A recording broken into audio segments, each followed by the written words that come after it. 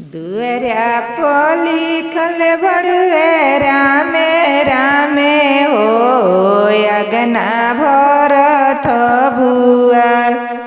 दुअरा लिखल बड़ुए रामे रामे हो अगना भरत भुआर।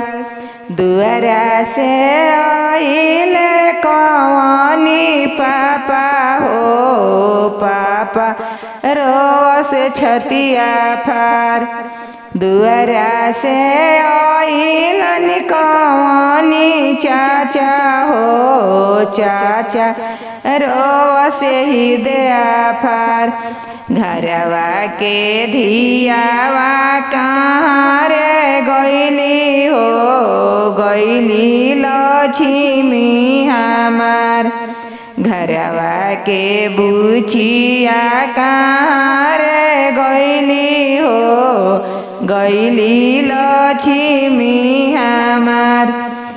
घर में से निकलली कवानी मम्मी हो मम्मी देली समझा।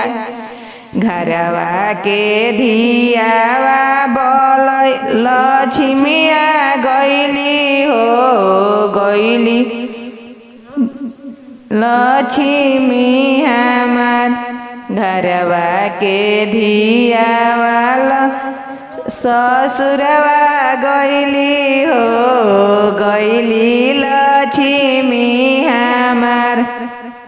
दुअरा से दुअरा लिखल बड़ुए रामे रामे हो अगना भरत भुआर।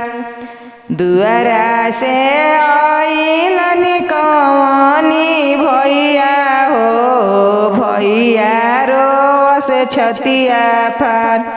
घरवा के बुचिया कहाँ रे गइली हो गइली लक्ष्मी हमार। घरवा के बुचिया कहाँ रे गइली हो गइली लक्ष्मी हमार। घर में से निकलली कवानी भाभी हो भाभी देली समझाए।